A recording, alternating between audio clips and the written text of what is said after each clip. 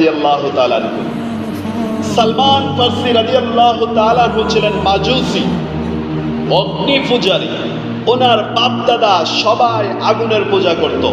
সালমান ফারসি রাদিয়াল্লাহু তাআলা আনহু যখন যুবক ছিলেন, ওনার সমাজ, এলাকার, দেশের মানুষের সবাই আগুনের পূজা করত। বলে নাউযুবিল্লাহ। আগুনের পূজা হলো শিরক। ওই যুগের মানুষেরা আগুনের পূজা করত।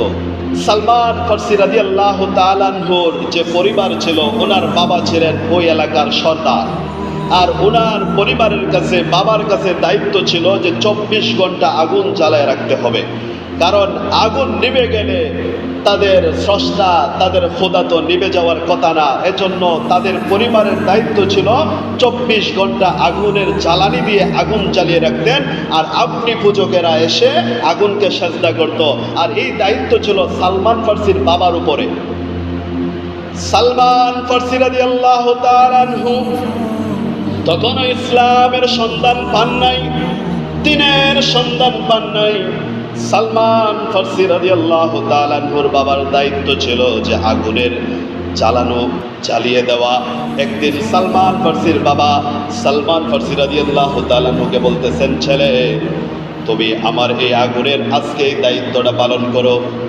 সালমান ফারসি ওই আগুনের কাছে গেলেন, আগুনের জ্বালানি দিবেন। আর মনে মনে চিন্তা করলেন, এটা কি করে খোদা হতে পারে, কিভাবে স্রষ্টা হতে পারে? যারে মানুষ জ্বালানি না দিলে জ্বলে না, সে কিভাবে আবার খোদা হতে পারে? সে খোদা না, হুদা। সালমান ফারসি বললেন, আগুন আমি জ্বালাইলে জ্বলে, সে কিভাবে আমার স্রষ্টা হয়? আমি কিভাবে তার ইবাদত করব, কিভাবে তার পূজা করব? সালমান ফারসি এই আগুনের পূজা পছন্দ করেন নাই, অগ্নি পূজা উনি পছন্দ করেন নাই। উনি সঠিকটা তালাশ করতেছেন, অনুসন্ধান করতেছেন, সত্য দিন সঠিকটা উনি তালাশ করতে শুরু করলেন। সালমান ফারসি একদিন ওনার বাবা ওনাকে বললেন, যাও, আমাদের একটা জমি আছে, ওই জমিটা গিয়ে দেখে আসো। সালমান ফারসি বলেন, আমি এই জমিটা দেখার জন্য আমি গেলাম। রাস্তার পাশে একটা খ্রিস্টানদের গির্জা পাইলাম। সালমান ফারসি উনি রাস্তা থেকে দাঁড়িয়ে দেখলেন খ্রিস্টানরা, ওই যখন আহলে কিতাবীরা, খ্রিস্টানরা ইসলাম আসার, আমাদের নবী আগমনের আগের ঘটনা। সালমান ফারসি দেখলেন খ্রিস্টানরা তাদের ইবাদত করতেছে তাদের গির্জার মধ্যে। সালমান ফারসি খ্রিস্টানদের ইবাদত দেখে ওনার কাছে ভালো লাগলো।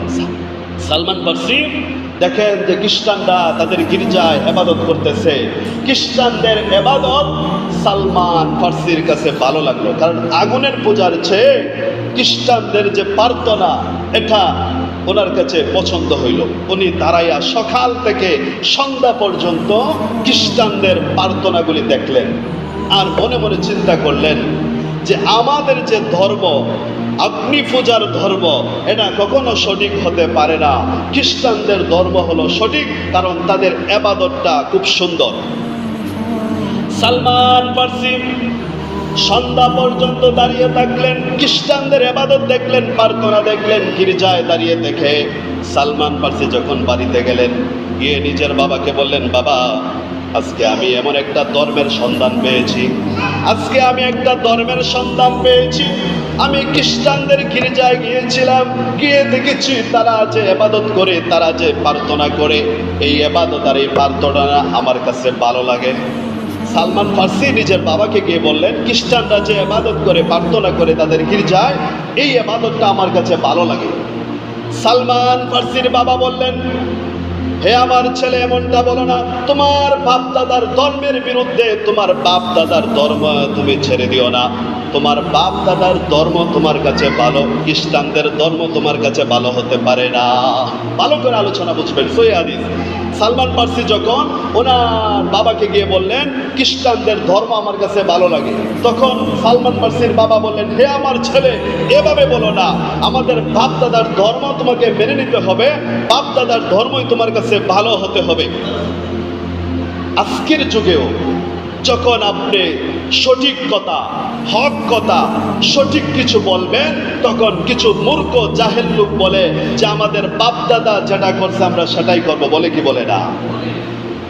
বাপ দাদার দোহাই দিয়ে, বাপ দাদার দেখা দেখি ইসলাম চলবে না। ইসলাম চলবে ক্বাল আল্লাহু ওয়া ক্বাল রাসূলুহু, আল্লাহ যেটা বলছেন, রাসূল যেটা বলছেন, সেটাই হলো ইসলাম। বাপ দাদার দোহাই দিয়ে, বাপ দাদার নামে, বাপ দাদার দেখা দেখি ইসলাম ধর্ম পালন করা যাবে না। সালমান ফার্সির বাবা বললেন, তোমার বাপ দাদার ধর্ম তোমার কাছে ভালো, অন্য ধর্ম তুমি গ্রহণ করতে পারবে না। আজকেও আমাদের দেশে আমরা যখন সুন্নাহর কথা বলি, সঠিক কথা বলি, বেদাতের বিরুদ্ধে বলি, শিরকের বিরুদ্ধে বলি, কবর পূজা, মাজার পূজা, পীর পূজা, চল্লিশা, কুলখানি, এই সমস্ত বেদাতের বিরুদ্ধে যখন আমরা বলি, তখন কিছু লোক বলে আমাদের বাপ দাদা যেটা করছে আমরা সেটাই করব। বলেন নাউজুবিল্লাহ। ক্বালু ওয়াজাদনা আবাআনা, ইব্রাহিম আলাইহিস সালাম যখন বাবাকে তাওহীদের দাওয়াত দিলেন, তখন ইব্রাহিম আলাইহিস সালামের বাবা বললেন, আমার বাপ দাদা যেটা করছে আমি সেটাই করব। বাপ দাদার অন্ধ অনুসরণ করা, এটা হলো মক্কার কাফের মুশরিকদের নিয়ম। বলেন ঠিক কিনা? এখন ভালো করে বুঝবেন, আমাদের বাপ দাদারা যারা ইসলাম ধর্ম পালন করে গেছেন, আমরা তাদেরকে কোনো দোষ দেই নাই, তাদের বিরুদ্ধে বলি না। বাপ দাদারা যে ধর্ম পালন করে গেছেন তাদের বিরুদ্ধে বলি না, কারণ বাপ দাদারা যে যুগে ধর্ম পালন করেছেন, এই যুগে ইসলামের এত প্রচার প্রসার, ইসলামের এত পৌঁছে নাই, ইসলামের সঠিক কথাগুলি বাপ দাদার কাছে পৌঁছে নাই। এজন্য বাপ দাদা তারা যদিও ভুল করে পালন করে গেছেন, আল্লাহ তাদেরকে মাফ করে দিবেন। বাপ দাদারা যদিও ভুল করেছেন, কারণ তারা সঠিকটা জানতেন না, বাপ দাদার যুগে ইসলামের সঠিক কিছু পৌঁছে নাই।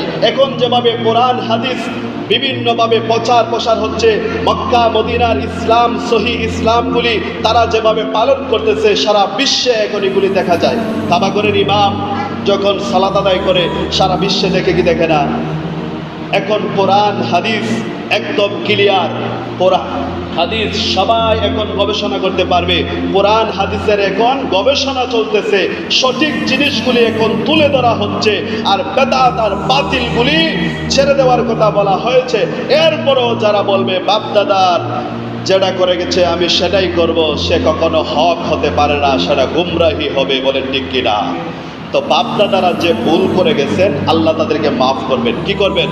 কারণ তারা সঠিকটা জানতেন না, এখন সঠিকটা জানার পরিবেশ হয়েছে, সঠিক দিন ইসলাম জানার, সঠিক ইবাদত আমল জানার পরিবেশ হয়েছে। এখন এই যুগটায় ইসলামের প্রচার প্রসার বেশি হচ্ছে। আর বাপ দাদার জামানায় এখন তখন তো কোনো বড় আলেমও ছিল না, আগে মুন্সি মৌলবি এগুলি দিয়ে তারা ধর্ম চালাইতো, মসজিদের ইমামতি করাইতো। এখন তো মাশাআল্লাহ হাদিসের উপর পিছড়ে হয়, হাদিস দিয়ে গবেষণা হয়। এখন সঠিক সহি এবং জয়ীফ হাদিসগুলি, জাল হাদিসগুলি এখন বের করা হচ্ছে কি হচ্ছে না? এই দেশে অসংখ্য জাল হাদিস আছে, যে জাল হাদিসগুলো আমাদের বাপ দ্বারা মনে করতেন আল হাদিস। জাল হাদিসগুলি তারা মনে করতেন আল হাদিস, কারণ এত লেখাপড়া তাদের ছিল না, তারা যা শুনেছেন সেটাই মেনেছেন। আল্লাহ তাদেরকে মাফ করবেন, কারণ তাদের যুগে যাচাই বাছাই করা হয় নাই। তো আজকের যুগে যারা বাপ দাদার দোহাই দিয়ে বেদাতে লিপ্ত হবে, সহি আমল থেকে দূরে থাকবে, তারা কখনো সঠিকটা পাবে না। তো সালমান ফার্সি যখন নিজের বাবাকে বললেন আমার কাছে খ্রিস্টান ধর্মটা ভালো লাগে, তখন সালমান ফার্সির বাবা বললেন, হে আমার ছেলে, এভাবে বলো না, তুমি তোমার বাপ দাদার ধর্মটাই তোমাকে মানতে হবে। সালমান ফার্সি বললেন, না, আমি যেটা সঠিক সেটাই মানব। বাপ দাদা আগুনের পূজা করে, আগুনের কাছে মাথা নত করে, আমি সালমান ফার্সি আমি কখনো আগুনের পূজা করব না, আগুনের কাছে মাথা নত করব না, আমি সঠিকটা মানব, সঠিকটা পালন করব। সালমান ফার্সি বাপ দাদার বিরুদ্ধে চলে গেলেন, নিজের বাবার বিরুদ্ধে চলে গেলেন। সালমান ফার্সিকে লোহার শিকল দিয়ে বাঁধা হলো, খ্রিস্টান ধর্ম পালন করবেন, এজন্য ওনাকে বাড়িতে বন্দী করা হলো।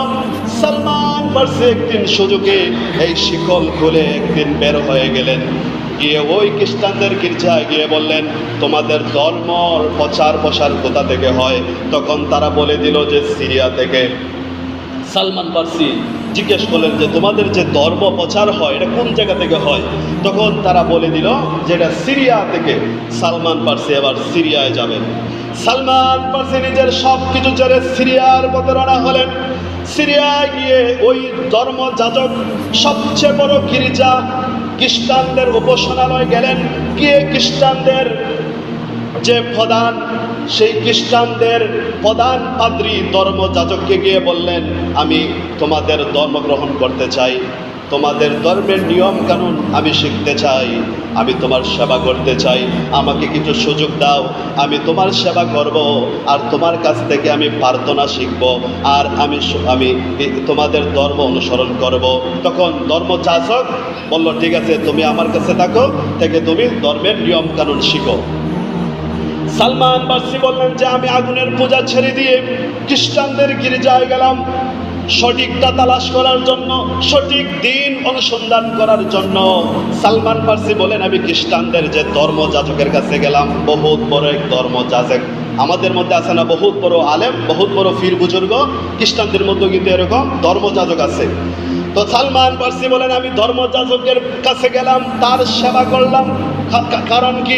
কারণ আমি সঠিকটা তার কাছ থেকে শুনবো, জানবো। সঠিকটা জানার জন্য আমি খ্রিস্টানের গির্জায় গেলাম, ধর্মযাজকের কাছে গিয়ে আমি সময় দিলাম। আমি দেখি ধর্মযাজক, খ্রিস্টানদের ধর্মযাজক, সে মানুষের কাছ থেকে কালেকশন করে, এতিম মিসকিনের নাম দিয়ে সে মানুষের কাছ থেকে দান কালেকশন করে, আর এই টাকাগুলি সে এতিম মিসকিনকে না দিয়ে সে নিজেই আত্মসাৎ করে। সালমান ফার্সি বলেন, এই ধর্মযাজক একটা প্রতারক। গিয়ে দেখলেন সে মানুষের কাছ থেকে এতিম মিসকিনের নাম দিয়ে, আল্লাহর রাস্তার নাম দিয়ে কালেকশন করে, আর সব কিছু নিজে আত্মসাৎ করে। এরকম বন্ড ফির আছে না নাই? আল্লাহ রাস্তার নাম দিয়ে, এতিম মিসকিনের নাম দিয়ে কালেকশন করে, নিজে রাতারাতি বড়লোক হচ্ছে, জমি কিনছে, বিল্ডিং বাড়াচ্ছে, ইসলাম ধর্মের নাম দিয়ে টাকা কালেকশন করে নিজে আত্মসাৎ করতেছে। এরকম রাঘবওয়ালা আমাদের মধ্যে আছে না নাই? বহুত বড় বড় পীর আছে, এরা এতিম মিসকিনের নাম দিয়ে, ধর্মের আল্লাহ রাস্তার নাম দিয়ে কালেকশন করে সব টাকা নিজে আত্মসাৎ করতেছে। সালমান ফার্সি দেখলেন ওই ধর্মযাজক, সে আল্লাহর নাম দিয়ে, এতিম মিসকিনের নাম দিয়ে কালেকশন করে নিজে সব আত্মসাৎ করে। সালমান ফার্সি বললেন, এ তো একটা প্রতারক। তবে সালমান ফার্সি নিজে নিজে সিদ্ধান্ত নিলেন, যদিও সে প্রতারক হয় কিন্তু তার ধর্মটা সঠিক। যদিও সে প্রতারক হয়, ধর্মযাজক যদিও সে প্রতারক হয়, কিন্তু তার ধর্মটা সঠিক। সালমান ফার্সি তার কাছে সময় দিলেন। কিছুদিন পরে ওই ধর্মযাজক মারা যাবে। তখন সালমান ফার্সি ওই ধর্মযাজককে বললেন, তুমি তো দুনিয়া থেকে বিদায় নিয়ে চলে যাবে, আমাকে বলে দাও তোমার পরে আমি কার কাছ থেকে সঠিক ধর্ম তালাশ করব, সঠিক কিছু আমি জানবো। তখন ওই ধর্মযাজক বলল, আমার পরে তুমি আরেকটা গির্জায় যাবে, সেখানে গিয়ে তুমি ধর্ম পাবে, সঠিক কিছু জানতে পারবে। সালমান ফার্সি তখন এই গির্জা ত্যাগ করে আরেকটা গির্জায় গেলেন, সেখানে গিয়ে আরেকটা ধর্মযাজকের কাছে সেবা করলেন, সব কিছু জানার জন্য, সঠিকটা জানার জন্য। ওই ধর্মযাজক যখন মারা যাবে, তখন তিনি ওই ধর্মযাজককে বললেন, তোমার পরে আমি কার কাছে যাব সঠিকটা পাওয়ার জন্য, সত্য অনুসন্ধান করব কার কাছে? ওই ধর্মযাজক বলল, তুমি আমার পরে আরেকটা গির্জায় যাও, সেখানে গিয়ে তুমি সঠিকটা জানতে পারবে। সালমান ফার্সি তিনটা গির্জা, তিনটা ধর্মযাজক পাল্টাইলেন। কটা পাল্টাইলেন? তিনটা। কিসের জন্য? সঠিকটা জানার জন্য, হকটা জানার জন্য, সত্য অনুসন্ধান করার জন্য। সালমান ফার্সি শেষ পর্যন্ত যে গির্জায় গেলেন, এই গির্জায় একজন পাদ্রী ছিল, একদম বয়স্ক। ওই পাদ্রীর কাছে গিয়ে বললেন, ধর্মযাজককে গিয়ে বললেন, আমি তো আগুনের পূজা করতাম, আগুনের পূজা ছেড়ে দিয়ে আমি খ্রিস্টান ধর্ম অনুসরণ করেছি, আমি তোমার পরে আমি সঠিক ধর্ম কার কাছে পাবো, সঠিকটা কার কাছে পাবো? ওই ধর্মযাজক বলে দিল, আমাদের খ্রিস্টান ধর্ম আর বেশি দিন টিকবে না। মক্কার মধ্যে এমন একজন নবীর আগমন ঘটবে, যেই নবী আসার পরে আর খ্রিস্টান ধর্ম টিকে থাকবে না, কোনো ধর্ম টিকে থাকবে না, সবাইকে সেই নবীর ধর্ম, ইসলাম ধর্ম মানতে হবে। তখন সালমান ফার্সি বললেন, শোনো, আমি সেই নবীকে চিনব কিভাবে? তখন ওই খ্রিস্টান পাদ্রী বলে দিল, সেই নবী হবেন আখির জামানার নবী, শেষ নবী। তিনি নিজের জন্মভূমি ছেড়ে মক্কা থেকে হিজরত করে মদিনায় আসবেন। উনি সাদাকাত নিবেন না, হাদিয়া নিবেন, ওনার পিছনে একটা মোহর থাকবে। ওই খ্রিস্টান পাদ্রী ধর্মযাজক সালমান ফার্সিকে বলে দিল যে একজন নবীর আগমন ঘটবে, কারণ আহলে কিতাবারা তাদের কিতাবে নবীজি যে আসবেন এই ভবিষ্যৎবাণীগুলি লেখা ছিল। তারা জানতো যে শেষ জামানায় একজন নবী আসবেন, সেই নবী যেই ধর্মের দাওয়াত দিবেন সেটাই হবে সঠিক ধর্ম, সেটাই হবে আল্লাহর দ্বীন ইসলাম।